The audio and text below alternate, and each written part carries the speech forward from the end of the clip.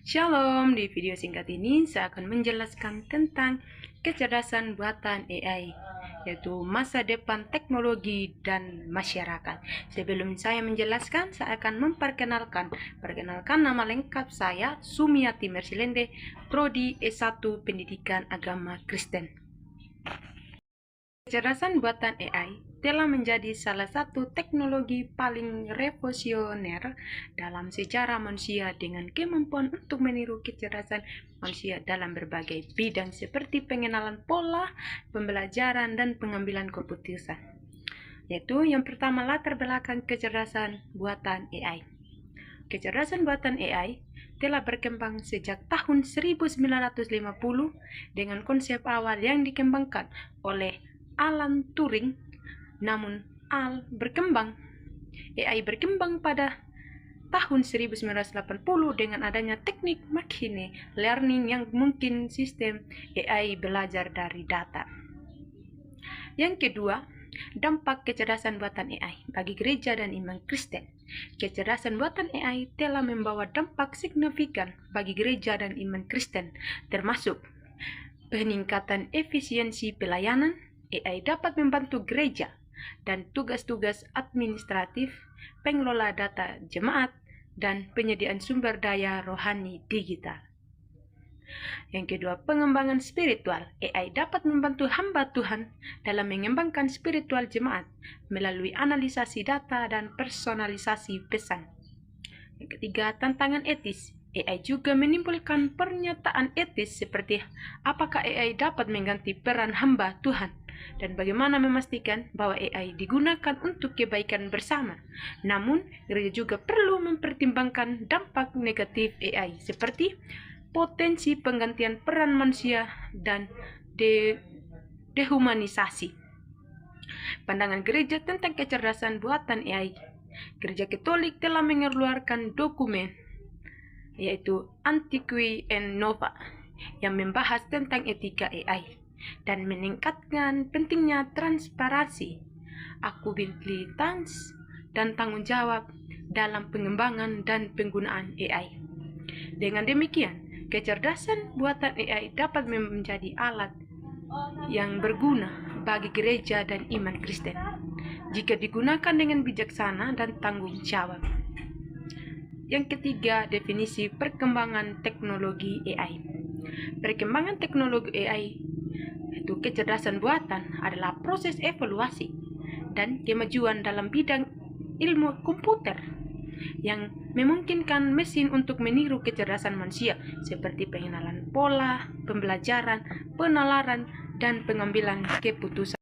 Perkembangan teknologi AI meliputi beberapa tahap, yaitu yang pertama, AI simbol. AI awalnya yang menggunakan simbol-simbol dan aturan-aturan untuk melakukan tugas-tugas. Yang kedua, AI koneksionis. AI yang menggunakan jaringan saraf tiruan untuk melakukan tugas-tugas. Yang ketiga, AI evolusioner. AI yang menggunakan algoritma evolusionis untuk melakukan tugas-tugas. Yang keempat, AI machine learning. AI yang menggunakan teknik machine learning untuk melakukan tugas-tugas seperti pengenalan pola dan pembelajaran. Pengembangan teknologi AI membawa dampak signifikan dalam berbagai bidang seperti pengenalan pola. AI dapat mengenali pola-pola dalam data seperti gambar, suara, dan teks. Pembelajaran AI dapat belajar dari data dan meningkatkan kinerjanya seiring waktu. Yang kedua, pengambilan keputusan. AI dapat membantu membuat keputusan yang tepat berdasarkan data yang tersedia. Ayat Alkitab tentang AI. Yang pertama, Amsal, yaitu Amsal 1 ayat 7.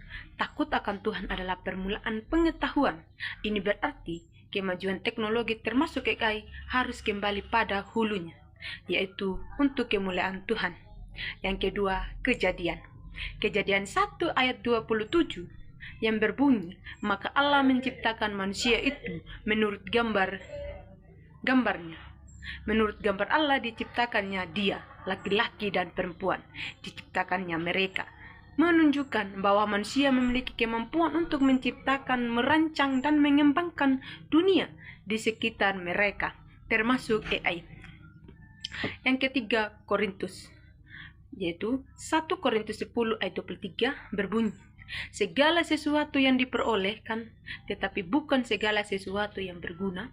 Segala sesuatu yang diperoleh, tetapi bukan segala sesuatu membangun. Ini mengingatkan kita bahwa AI harus digunakan untuk tujuan yang berguna dan membangun, bukan untuk merusak atau mengeksploitasi. Yang kelima, pandangan tokoh tentang AI. Beberapa gereja Katolik memiliki pandangan tentang kecerdasan buatan AI yang menarik, yaitu Paus Fransiskus misalnya menekankan pentingnya kebijaksanaan hati dalam pengembangan dan penggunaan AI. Beliau mengingatkan bahwa teknologi harus melayani manusia, bukan sebaliknya, dan bahwa penggunaan AI harus selaras dengan tujuan spiritual dan moral yang lebih tinggi.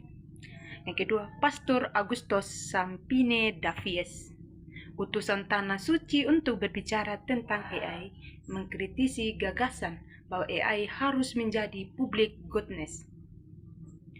Karena situasinya di Argentina dan kebanyakan negara global South, AI hanya diakses segelintir orang dan hanya memperkaya segelintir orang juga.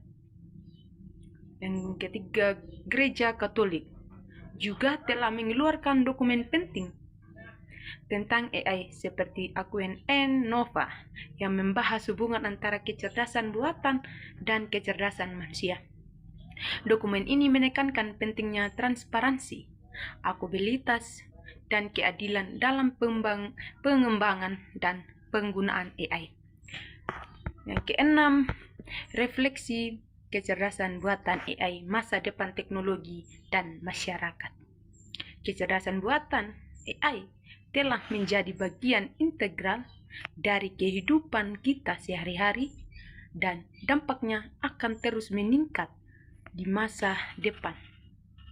Sebagai teknologi yang berkembang pesat, AI memiliki potensi besar untuk membawa perubahan positif dalam masyarakat, namun juga memiliki risiko dan tantangan yang perlu diatasi. Yaitu pertama, potensi AI. Yang pertama, meningkatkan efisiensi dan produktivitas dalam berbagai bidang seperti kesehatan, pendidikan, dan industri. Yang kedua, membantu penyelesaian masalah-masalah kompleks seperti perubahan iklim, kemiskinan, dan penyakit. Itu meningkatkan kualitas hidup manusia seperti aplikasi seperti asisten virtual, pengenalan suara, dan pengenalan wajah. Risiko dan tantangan AI, yaitu risiko dan tantangan AI, manusia akan kehilangan pekerjaan dan perubahan struktur ekonomi. Yang kedua, kesalahan dan kecelakaan yang disebabkan oleh AI, privasi dan keamanan data yang terganggu, ketergantungan pada teknologi, dan kehilangan kemampuan manusia. Yang ketujuh, kesimpulan. Kecerdasan buatan AI adalah bahwa AI memiliki potensi besar untuk membawa perubahan positif dalam masyarakat, namun juga memiliki risiko dan tantangan yang perlu diatasi. Terakhir, kesimpulan. Kecerdasan buatan AI adalah kemampuan mesin untuk melakukan tugas dan biasanya memerlukan kecerdasan manusia seperti belajar, memecahkan masalah, dan membuat keputusan. AI telah berkembang pesat dalam beberapa tahun terakhir dan telah diterapkan dalam beberapa bidang seperti pengelolaan bahasa alami, yaitu AI dapat memahami dan menghasilkan bahasa manusia, memungkinkan aplikasi seperti chatbot, terjemahan bahasa, dan analisis sentimen. Yang kedua, penglihatan komputer. AI dapat mengenali dan memahami gambar, memungkinkan aplikasi seperti pengenalan wajah, deteksi objek, dan analisasi citra. Yang ketiga, pembelajaran mesin.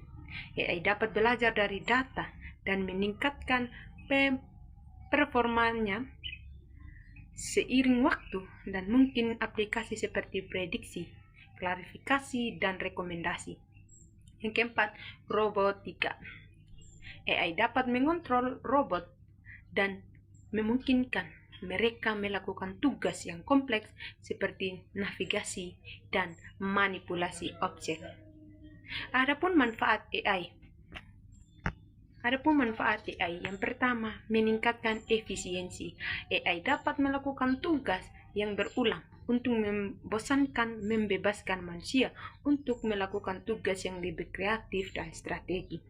Yang kedua, meningkatkan akurasi. AI dapat melakukan tugas dengan akurasi yang lebih tinggi daripada manusia, mengurangi kesalahan dan meningkatkan kualitas. Yang ketiga, meningkatkan pengalaman. Penggunaan AI dapat membuat pengalaman penggunaan lebih personal dan interaktif dan meningkatkan kepuasan dan loyalitas. Sekian video singkat dari saya. Bye-bye.